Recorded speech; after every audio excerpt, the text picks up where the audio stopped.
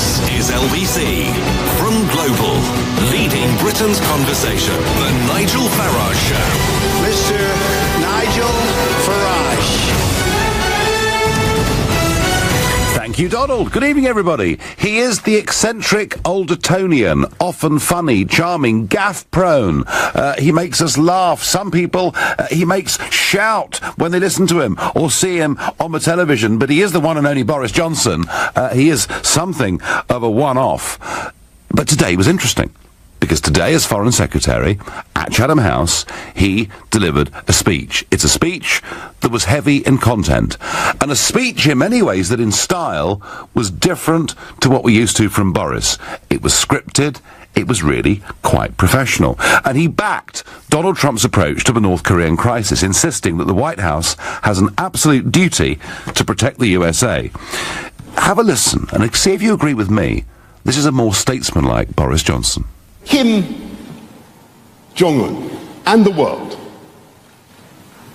need to understand that when the 45th President of the United States contemplates a regime led by a man who not only threatens to reduce New York to ashes, but who stands on the verge of acquiring the power to make good on his threat, I'm afraid that the US President, whoever he or she might be, will have an absolute duty to prepare any option to keep safe not only the American people, but all those who have sheltered under the American nuclear umbrella. Slow, deliberate, scripted, professional, serious, intent, and he went on to say that dialogue and diplomacy should remain open. That diplomacy has helped to make the world safer, more secure, more confident, and therefore more prosperous. It has helped to avoid what might otherwise have been a Gadarene rush to destruction, in which the world was turned into a great arena of Mexican standoffs, a nuclear version of the final scene of Reservoir Dogs. Well, I think Reservoir Dogs was a little bit more Boris-like, and then when we got to the questions and answers, well, see what you think, but I would say it was Boris falling more back into his usual bumbling ways. I don't think anybody can conceivably want a military solution to this problem. And indeed, I know many who have studied the matter find it very hard to see how the nuclear solution, military solution. That's more like Boris, isn't might play out. And yet, clearly, it must remain on the table. There must be the possibility of some kind of military option. There is a spectrum of things that could be done. That possibility must at least theoretically be maintained on the table. Well, Reservoir Dogs and bumbling and stumbling shows you that however hard he tried to be the statesman, he still at heart was Boris. But we did see a different type of Boris today, less of a joker, you might say.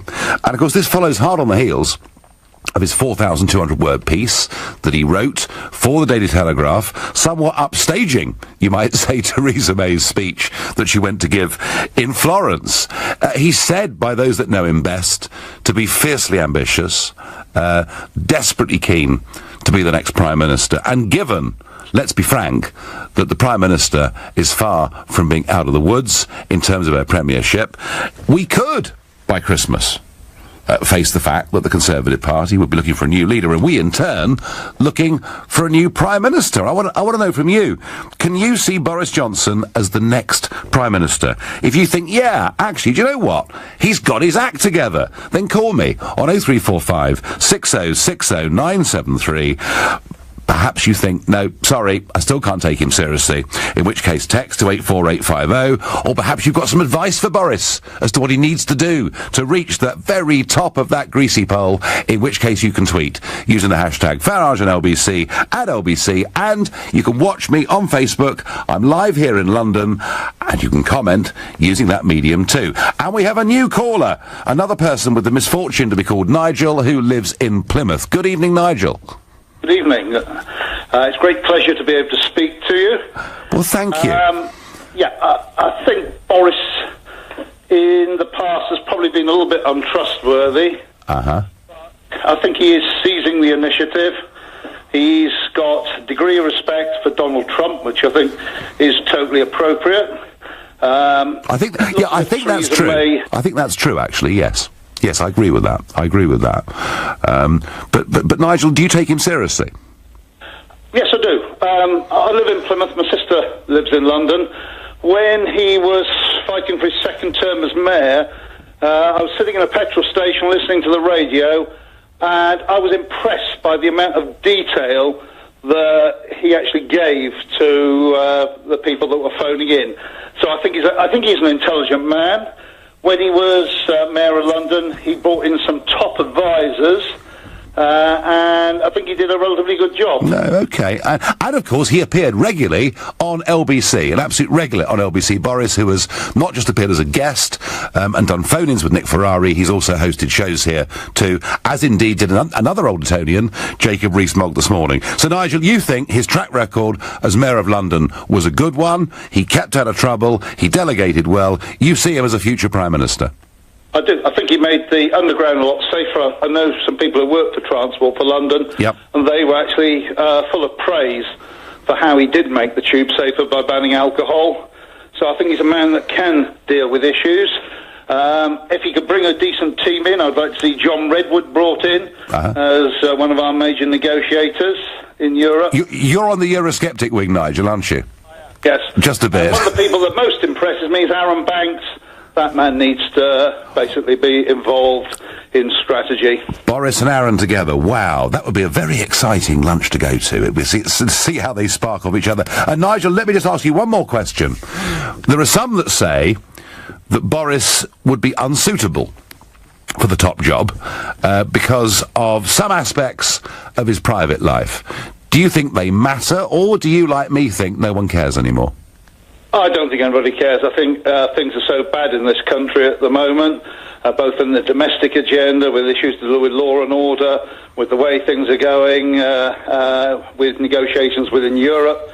It looks as if we're going to be turned over by those people. So we just want the right person, yeah? Yes. Yeah. Fine. Nigel, you couldn't have been clearer. Nigel there from Plymouth saying Boris did a very good job as the Mayor of London and has a good relationship with Trump and that administration. And hey, that matters in a world with threats like North Korea. Leslie says to me by Twitter, we already have one substandard Prime Minister. We don't want another. Nigel, yes, go Boris. We love him, says Kate on text. I can't see any way in which Boris Johnson will make a suitable Prime Minister. He is a most annoying person to listen to, even though I agree with most of what he says Brian. Well, Brian, a lot of people love Boris.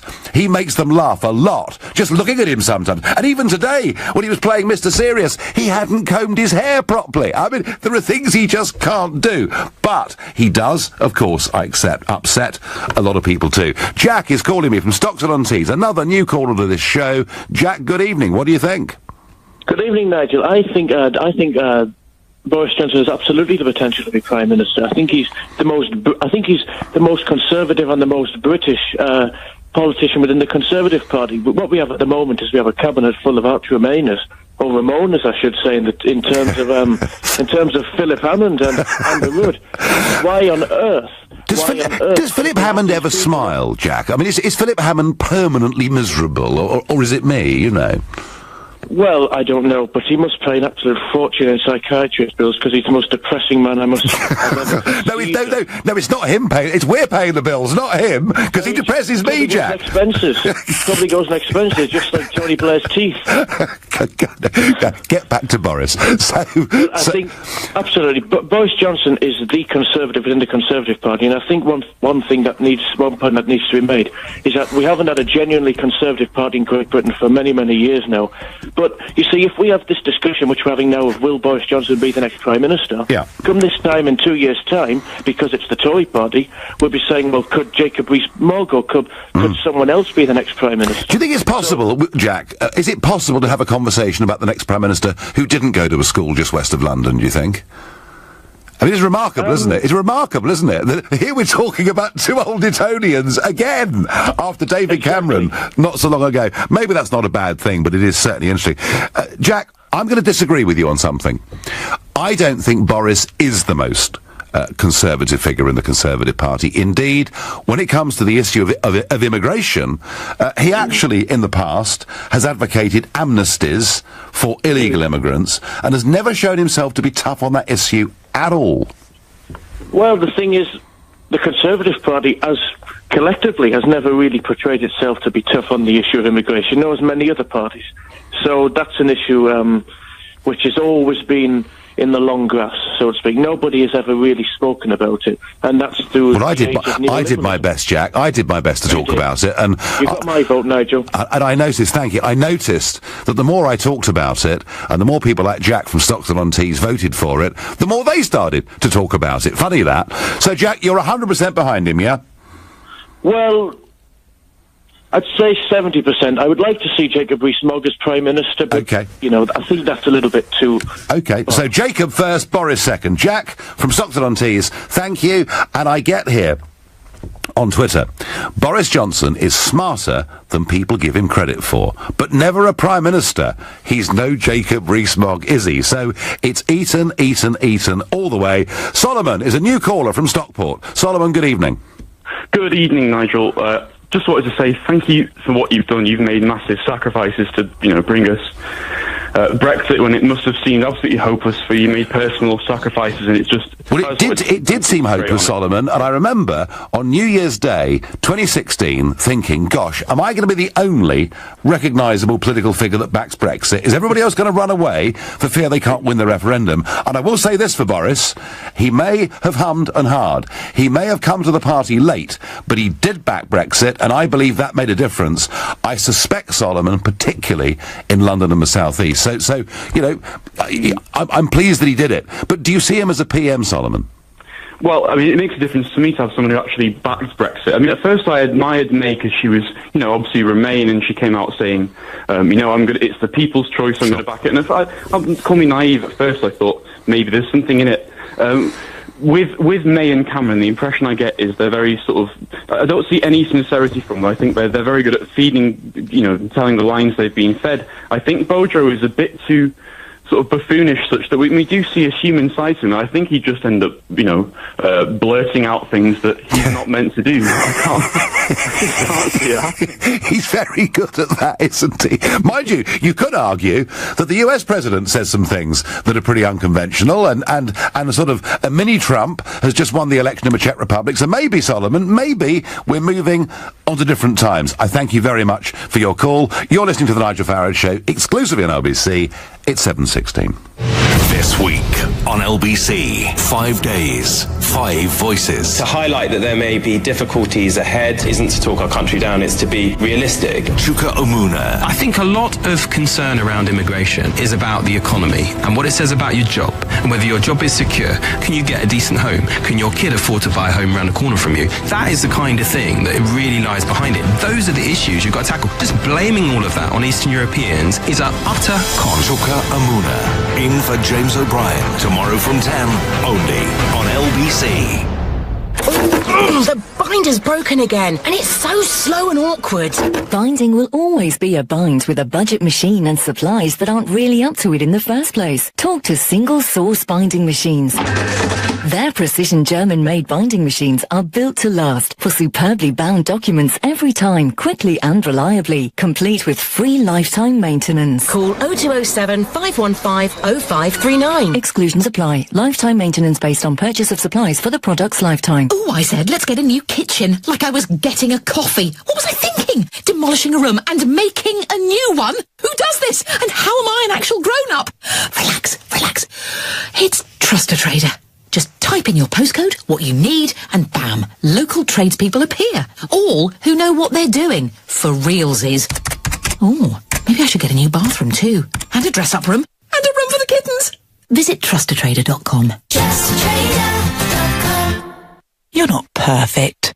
You're a couch potato sometimes. You're a gym bunny most of the time. You're chia seeds and quinoa one day, you're partial to a pasty the next. You are a temple, you're a fun park, you're a yin, you're a yang, you are who you are. You are one of a kind.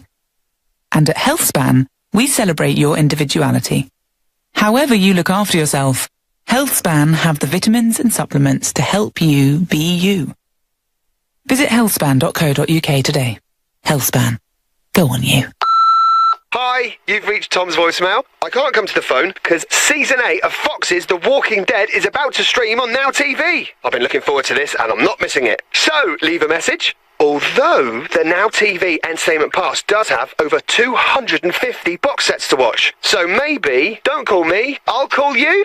To get your 14-day free trial of the latest shows, including The Walking Dead, search Now TV. 18 plus, new customers only, pass auto renews at $7.99 a month unless cancelled. What's the smart way to enjoy a break from the ordinary? Aer Lingus flies to Dublin from London Heathrow and Gatwick from morning to night. So you could take a stroll around Trinity College, visit the picturesque fishing village of Howth, or enjoy the breathtaking view from the Dublin mountains. Then, round it all off with some live music in the bustling city centre. Fly from Gatwick from just $32.99 each way as part of a return trip. Smart discovers Dublin. Smart flies Aer Lingus. Book now at airlingus.com. Offers subject to conditions and availability. What if you could get that winning feeling every single month? With NS&I's premium bonds, every month you could win tax-free prizes from £25 up to £1 million. And NS&I guarantees that every pound of your savings is 100% secure because we're backed by HM Treasury. Who knew saving could be so exciting? Premium bonds at nsandi.com. Minimum initial investment £100. NS&I. Safer savings set you free. The Nigel Farage Show on LBC. Call 0345 6060 973. It's Boris night here on the Nigel Farage Show, and we were asking you, after that speech he gave today, when he came across as rather more statesmanlike and scripted and serious, and furthermore was prepared to tackle the tough question of North Korea and what Trump should do, is he ready to be Prime Minister? Now, Ralph says to me by text, Nigel, quit making a fool of yourself. One silly speech and Boris is your hero. When he says something silly tomorrow, as he surely will, what then? Ralph, I haven't given you my opinion yet, so I'm not saying I was won over by his speech, but I will give you my opinion. I first met Boris back in the 1990s when a very good friend of mine, who I worked with in the commodities business, a chap that had been at school with Boris all the way through in Eton, introduced me to him. We had a couple of lunches. At the time, I was completely unknown. He was a little bit known, but not really that much. He was enormous fun to be with, full of anecdotes, humour, wit. Thoroughly enjoyed both the times we had lunch and got together. Good fun. Lunches that ended later than I think lunches in the business world do these days.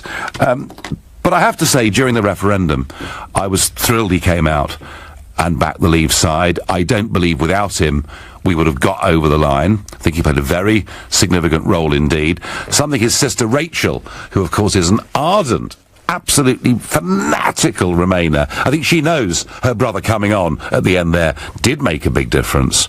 But I remember about 5 weeks before now, the referendum, I was on the phone to him, and he had his bus going around the country, or his coach rather, going around the country with the 350 million figure on the side, and I had an open-top double-decker with music blaring. The Great Escape, actually, was what we chose to play. I said, this is really crazy, Boris.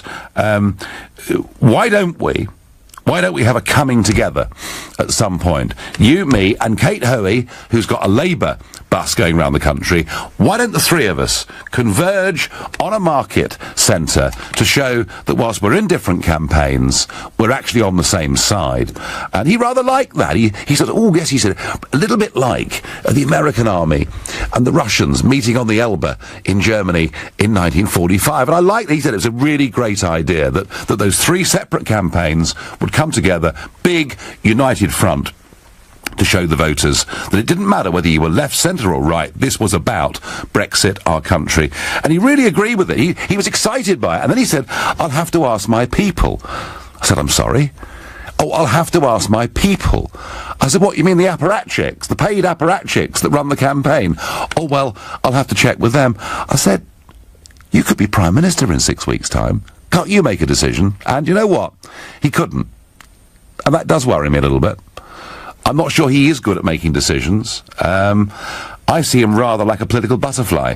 He's here for a bit, and then there's a prettier flower over there. And I'm not sure, I disagree with the earlier caller we had, I'm not sure, actually, in terms of political philosophy, he's that deeply rooted in almost anything. So is he a good thing for the country? Is he a good thing for us on the world stage? Yes, he's recognised. People know who he is. He also shows we still have a good sense of humour in this country, which is no bad thing. Is he a good ambassador for Britain? Overall, I would say absolutely yes. Do I see him as a Prime Minister? Personally, I don't. So there you go, Ralph. You jumped the gun with that text a bit, didn't you? Lee is calling from Aberystwyth in West Wales. Lee, good evening. Good evening, Nigel. How are you? I'm very well. I've just said what I've said, Lee. I like Boris. I respect Boris. I think he's got a great intellect, huge personality. I think he's great for the country. It's right he should be in the cabinet. I just don't see him as Prime Minister material, Lee. What do you think? Well, just first of all, let me thank you on a personal level for all that you've done to bring us, this close to our independence so far. I'd just like to thank you. Thank you. I'm a great fan of you. We're not quite there yet, Lee. There's a little bit of spade work left, I think. But anyway, this close, anyway. No, I'd just like to share just for this debate that. So far, at university, there's a tutor I've got. I'm not going to mention names, but basically he was a researcher who worked very closely with Boris Johnson in the previous years.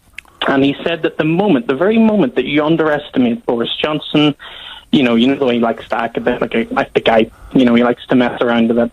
That is exactly where he wants you to be. He's got you in his arms at that very moment. He's a very smart individual. But I just thought I'd like to share that. Yeah, no, well, Lee, I think, if you get comments from people that have worked closely, and clearly as a researcher he would have worked closely. I take that, Lee. I take that point, and the fact you kept it anonymous I think is absolutely right and correct and proper. Lee, thank you. Second caller we've had. One previously saying he was a good mayor of London, he delegated well, and Lee spoke to one of his researchers who said, basically, don't underestimate him. Chris says, I can see Boris as PM. He's not like the other politicians. He knows his flaws and admits when he's wrong. Yet he's often had to say sorry, hasn't he? Various cities in the country that he's been derogatory about, and he's had to apologise. Boris for Prime Minister, even if it's just to scare the life out of the EU Commission, says Philip. Well, certainly, I can tell you, in the European Parliament, they are much happier with Mrs May than with somebody who was a genuine Eurosceptic, and that wouldn't really matter whether it was Boris or perhaps even David Davis. David Davis for PM, he's a leaver, not like Mrs May who wants to stay in. So I do think Brussels are much happier with May than they would be if it was Boris. Joseph is calling from Finchley. Joseph, good evening. Would you make a good PM? Yes, I think so. Yes, he will make a great prime minister, in my view, because of his intellectual clout. Although he does sometimes, he seems to be hesitating in saying certain things.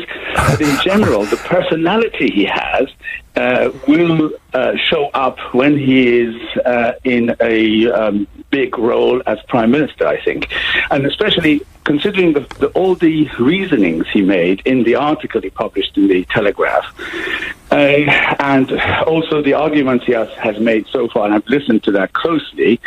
I think he will have the capacity and also the audacity to tackle this Brexit issue, and because currently what we have is primarily hesitation and sometimes deviation from the road that we decided to go to, and we need that, I think, quite seriously. And in my view, he cannot be underestimated. No. Well, you're not the first person, Joseph, to say that this evening, and I will agree that the piece in the Telegraph, the 4,200-word piece in the Telegraph, was good.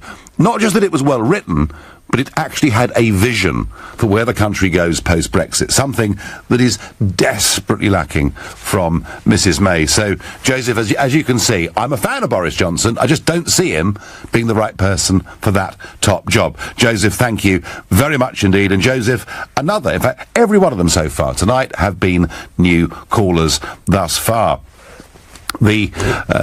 No way. Boris needs to be kept on a lead so he doesn't embarrass our country. International leaders laugh at him and would do with him being our Prime Minister. That's what Ryan in Bournemouth thinks. But several of you saying he couldn't do worse than Mrs May. And I've got more, Boris lacks the ability to convince large swathes of non-Conservative voters, something that Jacob Rees-Mogg would be so much more capable of doing. It's Eton versus Eton. It keeps on going. Alex is my next caller from Tower Hamlets. Is Boris the right guy to take over from May at the right time, whenever that is? Yes, I think so. I just wanted to say that you did a really good interview with the ITV this morning. Very thank you. That Sikorsky character. Thank you. I'll go straight on to Boris. Yeah. As I said to your producer, he's capable of being a Prime Minister, but with some caveats. He's got to pay attention to detail. And I do believe he's doing that. What, in terms of focusing, yeah? In general, I mean, he does come across sometimes as a little bit of a nutty professor when he speaks in Parliament. Right, okay. He's got to stop the stand a bit. Yeah. Shuffling his hair every 5 minutes. Yeah, I did say, Alex, earlier I said that his hair wasn't combed today, but I'm prepared to stand corrected, because somebody texted me in and said, no, actually, he had combed his hair, but then he'd done, as you called it, the Stan Laurel bit, and it had all fluffed up. So, yeah, he does do that.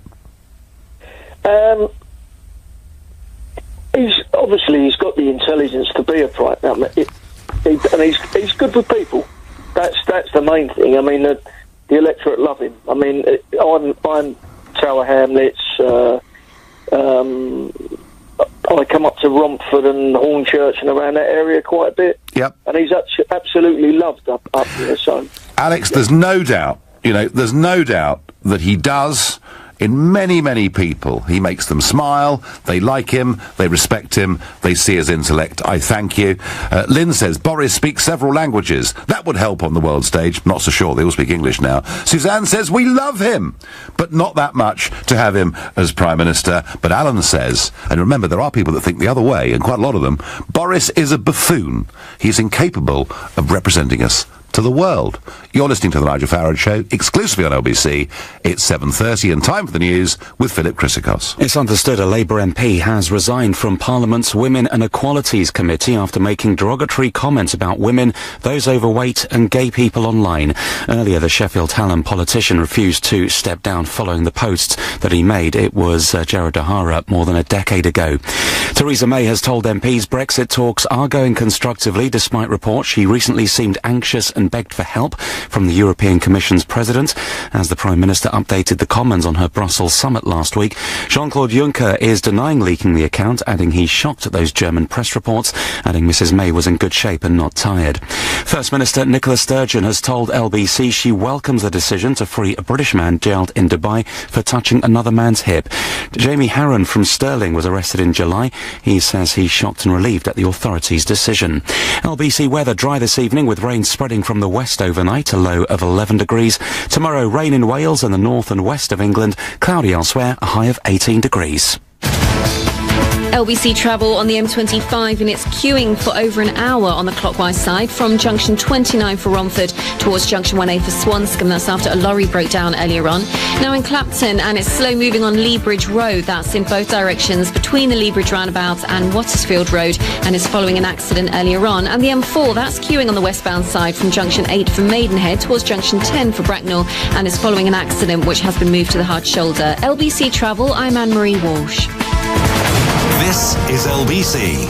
We buy today. Take control of your property sale with We Buy Today. Whether you're retiring, inheriting, divorcing, or just need to move on, We Buy Today will give a fair price on any residential property. Just visit webuytoday.co.uk. We're the fully regulated home buyer who will work to your timeline with no agency or legal fees to pay. For a guaranteed offer on your property, visit webuytoday.co.uk. Take back control. We buy today. The binder's broken again, and it's so slow and awkward. Binding will always be a bind with a budget machine and supplies that aren't really up to it in the first place. Talk to Single Source Binding Machines. Their precision German-made binding machines are built to last for superbly bound documents every time, quickly and reliably, complete with free lifetime maintenance. Call 0207 515 0539. Exclusions apply. Lifetime maintenance based on purchase of supplies for the product's lifetime. What if you could get that winning feeling every single month? With NS&I's premium bonds, every month you could win tax-free prizes from £25 up to £1 million. And NS&I guarantees that every pound of your savings is 100% secure because we're backed by HM Treasury. Who knew saving could be so exciting? Premium bonds at nsandi.com. Minimum initial investment £100. NS&I. Safer savings set you free. Divorce. It threatens the things you've worked hard for in more ways than you can imagine. Your home, savings, pension, and most of all, your relationship with your children. Don't let divorce cost you any more than it has to. Cordell & Cordell is dedicated to helping men in matters relating to divorce. Call now on 0330 60 60 161 or visit cordellcordell.co.uk. Office in central London. A partner men can count on. He's very thorough with his checks, isn't he? A stickler. Soon be on your way. One last big push and we'll have Dave unstuck from your Qashqai's footwell. Oh, there we go. Because we know every Nissan inside out, you get even greater peace of mind. So visit Nissan's used car event from the 6th to the 23rd of October, where you could drive away a used 65-plate Qashqai from £16,402. Subject to availability at participating dealers. Google Nissan Cared For to find your nearest dealer. BT Infinity is the lowest standard price it's ever been. It's got the most powerful Wi-Fi in the UK compared to other big broadband providers, so it should be super speedy even if you're up in the attic. It's £24.99 a month on a 12-month contract with £59.99 up front. Sound good to you? Join today at bt.com/deals. Be there. BT. Prices may change. Price for month 13, £34.99 a month, 30 gigabytes usage. Terms apply. To verify, see bt.com/smarthub. The Nigel Farage Show on LBC. Do you remember when Mr. Juncker came to Downing Street to have dinner, and within a few hours, out in the press were reports that Mr. Juncker thought Mrs. May was deluded if she thought she was going to get a good trade deal without paying away lots and lots of money. Well, a couple of weeks ago, the roles were reversed, and Mrs. May went to Jean-Claude's for dinner in Brussels, and blow me down if the same thing hasn't happened again. This time, in a German newspaper, it says that at their private dinner on the 16th of October, she appeared anxious, tormented, despondent, discouraged, and she begged for help. And here was Jean-Claude Juncker being confronted today about these press stories. President Juncker, hello. Hello. How are you? Can we ask about the dinner with Mrs. May? Yes. Did you tell the German press what happened? No, never. I'm really surprised, if not shocked, by what has been written in the German press, and of course repeated by the British press. Nothing is true in all this. I had an excellent working dinner with Theresa May. She was in good shape, she was not tired, she was fighting, as is her duty, so everything for me was okay. So she didn't plead with you for help? No. That's not the style of British Prime Ministers. Well, Mrs. May, if she is in good shape, certainly in better shape than Jean-Claude Juncker is. He was struggling a bit for breath there, I thought, having walked up a small flight of stairs. Twice this has happened, so my advice, Mrs. May, if you want to spread a rumour out across the whole globe, tell something to Jean-Claude Juncker and his Chief of Staff, Martin Selmayr, something in confidence. Now, end of last week, the Brussels summit, Mrs. May was there. Today, she came back to the House of Commons to give a progress report, and this is my view of just how much further forward she got at that summit. Nothing. Absolutely nothing. We're wading in treacle. We've gone absolutely nowhere. And yet she says, we don't have any agreement, but it is going to happen. We will see. Now, very interesting one here. Rory Stewart, who is a Foreign Office junior minister, confirmed yesterday a British policy that the hundreds of British jihadist volunteers in Syria are facing death rather than that of being arrested and put through the judicial system. He follows on from Brett McGurk, the US envoy to the coalition against ISIS, who said that the mission of the Allies was to kill every foreign fighter that went to Syria. So it was really, really strong stuff to hear from a junior minister. And he said, look, they are our enemies, they are executing people, they are torturing people, and he says, I'm afraid we have to deal with that, accepting there are very difficult moral issues. Well, let me, Mr. Stewart, give you a more pressing, if you like, moral issue. There are 400 plus of these people who were fighting in Syria who've been allowed to come back into this country. So are you advocating, if we're going to take out British citizens who are, in Syria with drone strikes or whatever it will be, a deliberate policy of killing them, murdering them, use whatever language you choose, would you then support the death penalty for those people that have returned to this country? Of course, now we're leaving the European Union, we're allowed to bring back the death penalty. It's barred under EU rules. And I wonder, Mr. Stewart, do you think, if it's right to kill them there, would you want them killed here? Listen, folks, we're leaving the European Union. The death penalty isn't going to come back anyway. There isn't any more the public appetite for it. But I do think it's extraordinary that a government that now advocates drone strikes to take out individual British citizens has been lax enough to only stop one from coming back into this country. I simply can't believe it. Back to Boris. Is he fit to be the PM? Is he a buffoon? Or is he actually a genius who would give us a whole different image on the world stage, having shown, as Mayor of London, that actually he can run stuff? And Mike, another new caller from Worcester. Good evening. Hi there, how's it going? Well, it's going well. But how well would it go? How well would it go, Mike, if Boris was PM? Well, for me, I mean, I feel like I'm just stepping outside of the youth demographic at like nearly 30, but even so, I look at Boris and I like to laugh at him. I enjoy him as a person, and that makes him unfit to lead a country. Do you laugh, Mike, at him, or do you laugh with him? No, I laugh at him, and that's the worrying thing. Right. And this is the thing with all, like, you've got Theresa May clearly that I can't relate to. I come from a background where I don't understand. They don't relate to me at all. And then I look at Boris and I think, well, he's from the same background, but now I'm laughing at that background. I just can't. Is your comment, Mike, is your comment based on the fact that his home county's Eton? Is that what you're saying? Yeah, it's Eton versus Eton, and I come from a small high school, and I want somebody that's normal. Well, hang on. I mean, in defence of Etonians, I'm sure some of them are normal. I've never met one myself, but no. Look. Of course, they can produce some wonderful people. It is just extraordinary, though, isn't it? In the 21st century, just how dominant that school still is in British politics. It is, yeah. And that's the thing, is that I like Boris, but like I said, I like to laugh at him. I like to look on Facebook and I think all the stupid things he's done, and they just don't come across all the things, all the good he does. So he adds to the gaiety of life, but is not the right guy to be PM, Mike. Absolutely. Terrific. Thank you very much for ringing in to LBC. Malcolm is calling from Nottingham. Malcolm, good evening. Good evening, Nigel. So you're another one. I think when I read out the fact that new callers have called, I think it encourages people who think otherwise we'd simply never, ever get through. Malcolm, what made you pick up the phone? I'd just like to say hello to you, baby. That's all right. Well, very good. Good evening. Good evening. I've just been listening to you with Boris and etc. being making a good Prime Minister.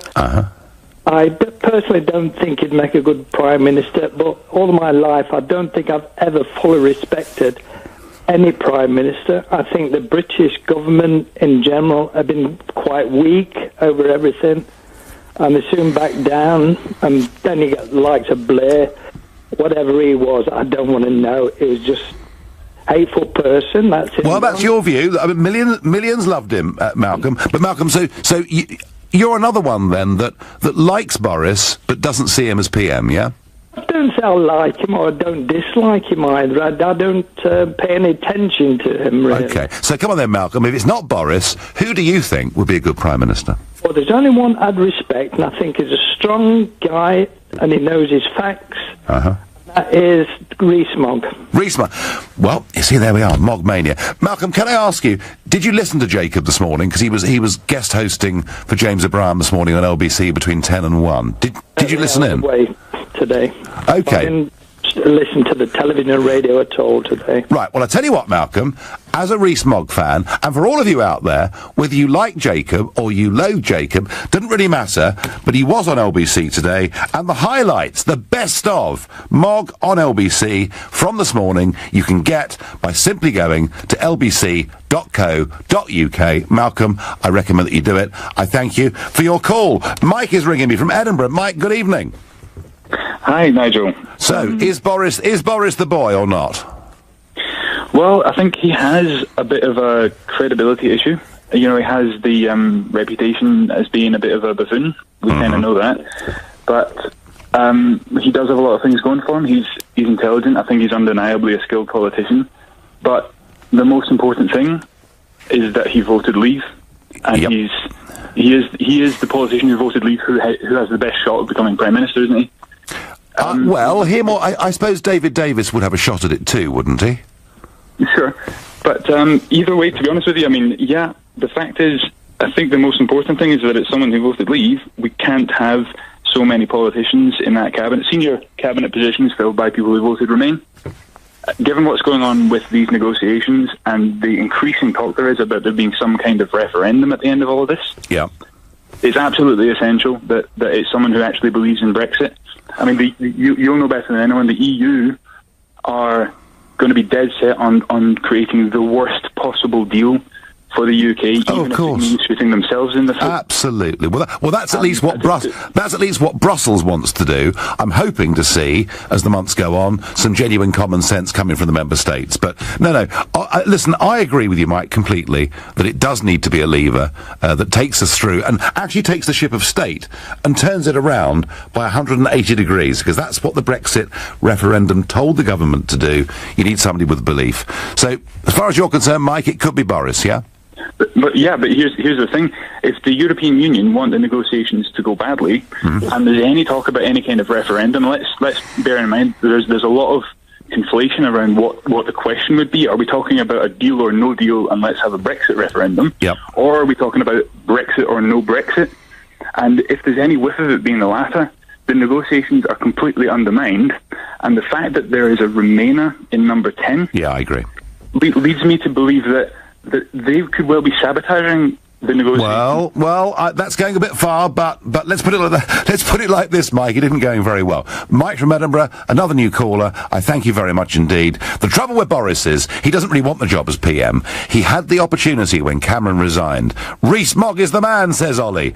Others say Boris is not silly. He's a clever man. But another says to me on Twitter, Boris, he couldn't run a bath. You're listening to the Nigel Farage Show, exclusively on LBC. It's 7:45.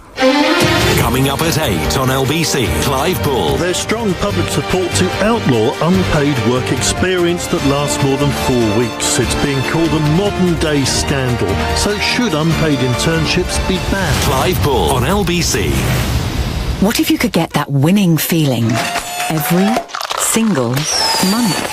With NS&I's premium bonds, every month you could win tax-free prizes from £25 up to £1 million. And NS&I guarantees that every pound of your savings is 100% secure because we're backed by HM Treasury. Who knew saving could be so exciting? Premium bonds at nsandi.com. Minimum initial investment £100. NS&I. Safer savings set you free. In England, some constituencies have a lot more electors in them than other constituencies. Boundaries are changing to make parliamentary constituencies more equal. Don't miss the last chance to help us shape the new constituencies in your local area. Time is running out.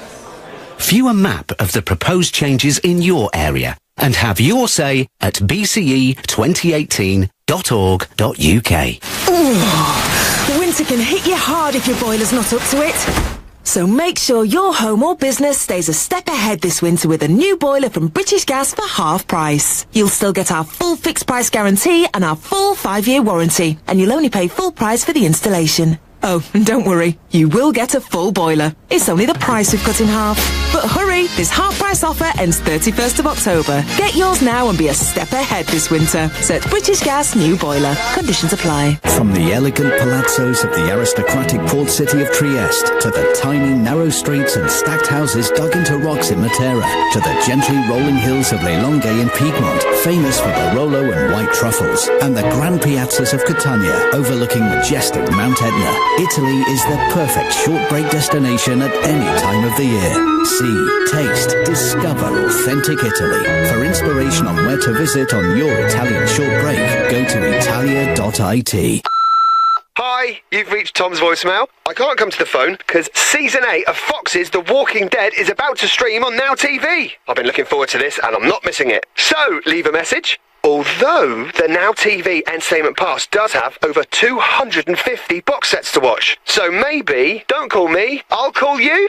To get your 14-day free trial of the latest shows, including The Walking Dead, search Now TV. 18 plus, new customers only. Pass auto renews at $7.99 a month unless cancelled. Oh, I said, let's get a new kitchen, like I was getting a coffee. What was I thinking? Demolishing a room and making a new one? Who does this? And how am I an actual grown-up?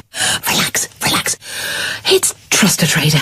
Just type in your postcode, what you need, and bam, local tradespeople appear. All who know what they're doing. For realsies. Oh, maybe I should get a new bathroom too. And a dress-up room. And a room for the kittens. Visit trustatrader.com. Trustatrader.com. The Nigel Farage Show on LBC. If you're just tuning in, we're discussing a senior political figure in this country and asking whether he could become the next Prime Minister, particularly given Theresa May's great vulnerability at the moment. Now, if you haven't been listening, I'll give you some clues as to who it is. This is the type of language this man uses. Gloomadom poppers, to describe merchants of gloom. Greased piglet, to describe a slippery or elusive individual. Mugwump, which is a term he used to describe Jeremy Corbyn. A whingerama, which, as he says, is the intense whinging going on from those who can't accept Brexit. And whiff-waff, which apparently was an early form of ping-pong.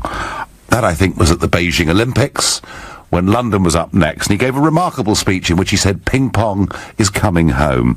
On UKIP, he has said, I can hardly condemn UKIP as a bunch of boss-eyed, foam-flecked Euro hysterics, when I have been sometimes not far short myself of big boss-eyed, foam-flecked and hysterical.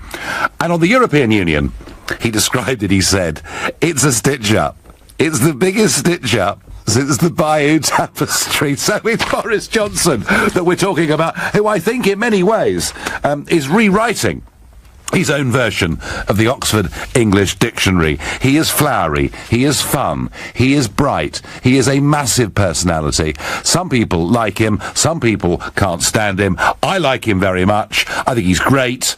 I think the fact that he backed Brexit politically really mattered. I'm not so sure where he stands on everything else. I'm just not convinced he's right to be Prime Minister. Ross on Facebook says, Andrea Leadsom or maybe Davis for PM, not Boris. So Ross saying it needs to be a leaver, but not necessarily him. Stefan says the establishment wouldn't sleep soundly with Boris as PM. Home Secretary would be the best for Boris, not Foreign Secretary.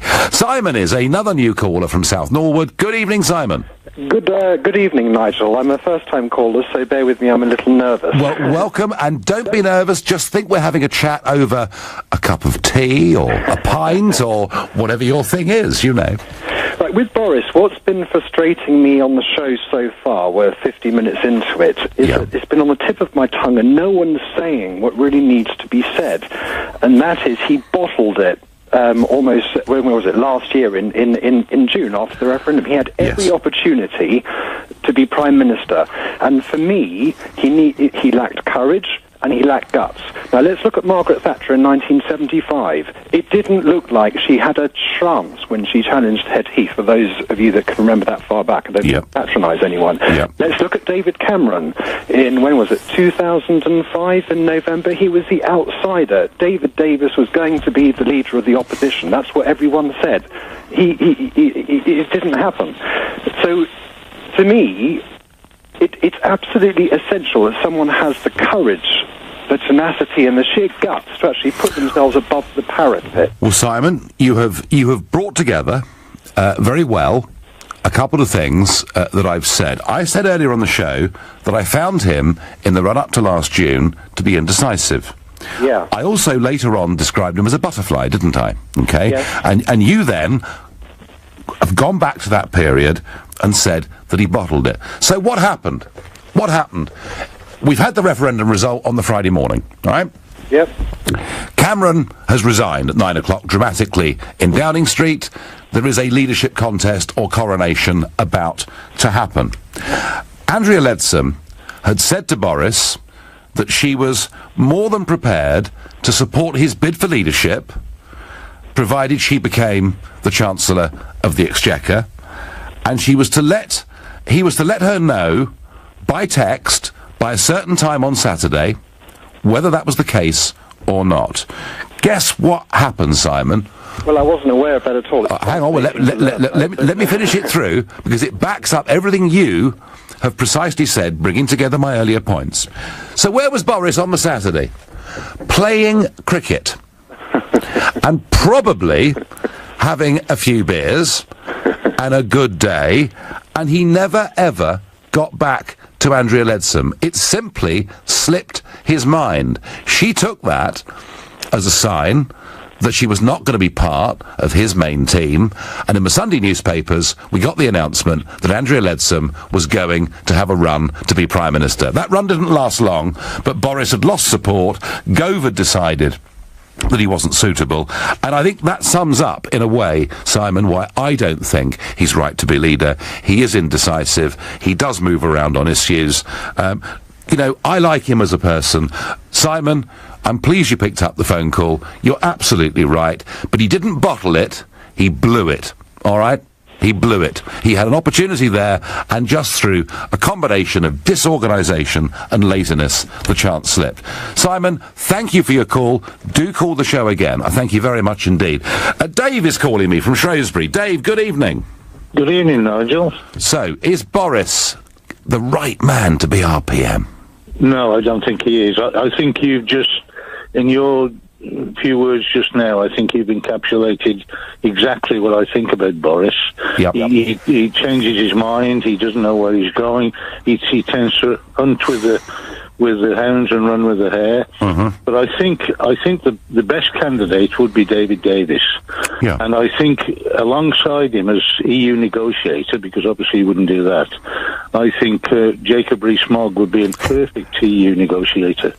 And I think David Davis has had his wings held back a bit by the Remainers in the cabinet and the Prime Minister, because I don't think he's been given a free rein to do what Isn't he, what Dave, he wants to do. He looks like he's there stuck piggy in the middle, doesn't it, really? He does, yeah. You know, he's got a divided cabinet, and he's, I agree with you. I think he's in a very difficult position. He is, but I think if he got the freedom, then I think he could do a great job as a negotiator, but I think he would be even better as Prime Minister, frankly. Right, Dave from Shrewsbury, another new caller. Thank you for that very clear point of view. Walter disagrees with this entire programme and this entire debate. He says, no, Nigel, he's doing his job as Foreign Secretary and sticking to his brief, which is where he should stay. Theresa May is the Prime Minister until 2021. Walter, I'll give you my mobile phone number after the show. At evens, I'll have any bet you want, all right? And I mean any bet you want that she is not there in 2021. She may not be there even by the time Christmas comes. She's in big trouble. And the fact she appeared before the House of Commons today and couldn't report any progress whatsoever, to be teased and tormented and torn to bits by Jeremy Corbyn, says to me about all we need to know. And my last caller this evening on this subject is Stuart from Putney. Stuart, good evening. Good evening. Yeah, I mean, he was a terrible mayor. He wasted, I think it was 890 million on vanity projects. There was the Garden Bridge, there was Boris, the stupid cycle lanes, there was Boris Island, a feasibility study on Boris Island. So we know he was an absolutely abysmal mayor. He's not been a good foreign secretary. He's definitely not. He's got no qualifications at all. He's fine as a journalist, and that's about it. Well, he's actually a very good journalist, isn't he? And a good writer. And I bought and read at Christmas. I was given at Christmas and read his up-to-date book on Churchill that he's done. Tell you what, it's a great read. It's a complex subject. He's written about it beautifully. He's great at all those things. I'm pleased you phoned about the Mayor of London thing, because a couple of callers had said what a great job he did. I've got to tell you, Stuart, those cycle lanes, if you try and drive now from, say, Westminster out through the east of London, you know, heading out towards the M11 or whatever it may be, you've got to allow 40 minutes to get past Tower Hill. Because in the middle of the day, there's not a single bike on those roads, and yet there's a huge, huge cycle lane. Stuart, I thank you. Great debate from everybody. Lots of passion, lots of belief. Nothing I've said tonight have I said wishing in any way to be unkind about Boris. I like him, but I'm not sure that he really has a great political philosophy behind him. I'm not sure he's decisive enough. He'll be a major part of public life for many years to come. I'm pleased about that. I simply don't see him as PM. You've been listening to the Nigel Farage Show on LBC. I'm back tomorrow night at 7. Coming up tonight at 10 o'clock, it's Ian Collins. But up next, it's Clive Bull.